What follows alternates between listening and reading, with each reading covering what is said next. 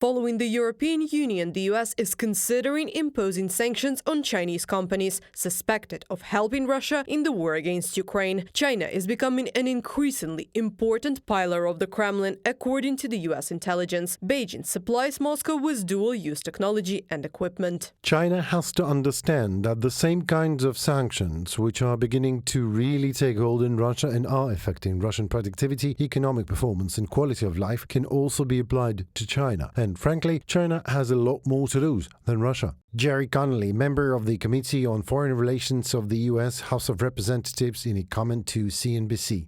EU and United States restrictions could significantly hurt the Chinese economy, says Senator Connolly, but they could also hit the US itself. Trade interdependence between the two countries is too strong. However, according to the politician, this will not stop the Biden administration and sanctions may be imposed very soon. But even the very threat of imposing restrictions may affect Beijing's policy, analysts believe.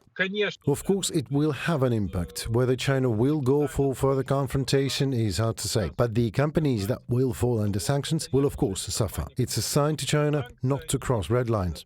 At the same time, China publicly declares non-interference in Russia's war against Ukraine and demonstratively distances itself from Moscow. At the Munich Security Conference during a meeting with Ukrainian Foreign Minister Dmytro Kuleba, Chinese Foreign Minister Wang Yi assured that Beijing was not selling lethal weapons to the Russian Federation. He stressed that China insists on advancing the peace talks. It is characteristic that the Russian war against Ukraine is persistently referred to as a conflict or the Ukrainian issue by the Chinese officials and state mass media. Wang Yi elaborated on China's principled position on the Ukrainian issue, stressing that China adheres to the political resolution of conflicts in hotspots, insists on promoting peace and facilitating negotiations, doesn't add fuel to the fire, doesn't seize opportunities, and doesn't sell lethal weapons to conflict zones or parties of the conflict. From a publication on the website of the Chinese Ministry of Foreign Affairs.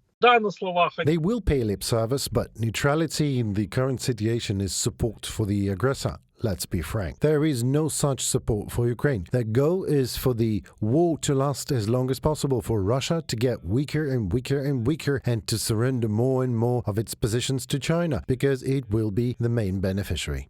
The foreign ministers of Ukraine and China also discussed plans to hold the Global Peace Summit in Switzerland. On February 7, 2024, Bern approached Beijing with an offer to participate in the event. Reported by Anastasia Tarnavska, Nikita Skoblikov, UATV News.